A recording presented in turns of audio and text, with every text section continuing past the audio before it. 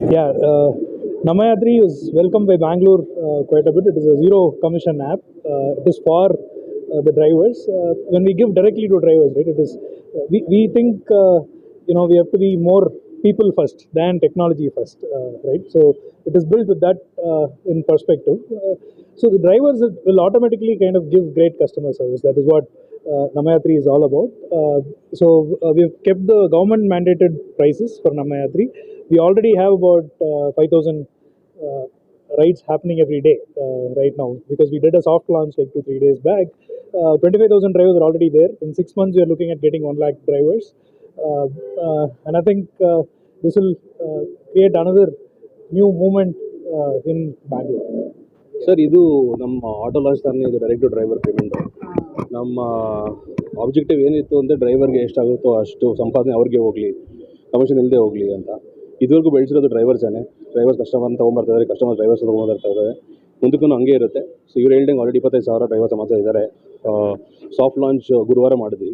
So ಶುಕ್ರವಾರ, ಶನಿವಾರ, ಭಾನುವಾರದಲ್ಲಿ ಒಂದು 5,000 ರೈಡ್ ಒಂದು ದಿನಕ್ಕೆ ಬರ್ತಾಯಿದೆ. ಸೊ ಇನ್ನೊಂದು 6 ತಿಂಗಳಲ್ಲಿ 1 ಲಕ್ಷ ಡ್ರೈವರ್ಸು ಹಾಗೂ 1 ಲಕ್ಷ ರೈಡ್ ಮಾಡ್ತೀವಿ ಅಂತ ಅಂದ್ಕೊಂಡಿದ್ದೀವಿ. ಸದ್ಯಕ್ಕೆ ಕರೆಂಟಾಗಿ ಇವಾಗ ಬೇರೆ ಕಡೆ ಎಲ್ಲ ಆ್ಯಪ್ಸ್ ಲಾಂಚ್ ಆಗಿದೆ. ಬೇರೆ ಸಿಟಿಯಲ್ಲಿ ಹೈದರಾಬಾದಲ್ಲಿದೆ, ಚೆನ್ನೈಯಲ್ಲಿದೆ, ಡೆಲ್ಲಿ, ಕೋಲ್ಕತ್ತಾ ಅಲ್ಲೆಲ್ಲ ಲಾಂಚ್ ಆಗಿದೆ. ಸೊ ಇದೇ ಥರ ನಾವು ಇನ್ನೂ 3 ಸಿಟೀಸ್ ಬರ್ತಾನೆ ಇರುತ್ತೆ. ಬಟ್ ಎಲ್ಲೋದ್ರೂ ನಮ್ಮದು ಆಬ್ಜೆಕ್ಟಿವ್ ಒಂದೇ, ಡ್ರೈವರ್ಗೆ ವೆಲ್ಫೇರ್ ಮಾಡಬೇಕು, ಡ್ರೈವರ್ಗೆ ಡೈರೆಕ್ಟಾಗಿ ಪೇಮೆಂಟ್ ಸಿಗಲಿ, ಅವ್ರಿಗೆ ಒಳ್ಳೇದಾಗಲಿ ಅಂತಲೇ ಮಾಡ್ತಾರೆ. ಸರ್ ಇವಾಗೆಲ್ಲ ಗೌರ್ಮೆಂಟ್ ಚಾರ್ಜಸ್ಸನ್ನೇ ನಾವು ಫಾಲೋ ಮಾಡ್ತಾ ಇರೋದು. ಇನ್ಫ್ಯಾಕ್ಟ್ ನಾವು ಒಂದು ಫಸ್ಟ್ ಆ್ಯಪ್ ಅಂತ ಹೇಳ್ಬೋದು ಗೌರ್ಮೆಂಟ್ ಚಾರ್ಜಸ್ನ ಫಾಲೋ ಮಾಡ್ತಾ ಇರೋದು. ಸೊ ಅದೇ ನಡೀತಾ ಇರುತ್ತೆ. ಸೊ ಇವಾಗ ಏನೋ ಚೇಂಜಸ್ ಇದ್ದರೂ ನೀವು ನೋಡ್ತೀರಾ ಆ್ಯಪಲ್ಲಿ. In this week, we are launching outstation intercity. Madam ಹೇಳಿ ಮೇಡಮ್, ಇವತ್ತು ನಮ್ಮ ಯಾತ್ರಿ ಅಂತ ಒಂದು ಆ್ಯಪ್ ಬಿಡುಗಡೆ ಆಗಿದೆಯಲ್ಲ, ಏನು ಹೇಳಿ ಇಷ್ಟಪಡ್ತೀರಾ? ನಾನು ಈಗಾಗಲೇ ನಮ್ಮ ಯಾತ್ರೆ ಬರೋಕ್ಕೆ ಮುಂಚೆ ಬೇರೆ ಆ್ಯಪ್ಗಳನ್ನು ಓಡಿಸಿದ್ದೀನಿ. ಅದರಲ್ಲಿ ಕಮಿಷನು ಮತ್ತು ಪ್ಲ್ಯಾಟ್ಫಾರಮ್ ಫೀಸ್ ಅನ್ನೋದು ಅಧಿಕವಾಗಿತ್ತು. ಹಾಗಾಗಿ ಬೇಸತ್ತು ಹೋಗಿದ್ವಿ.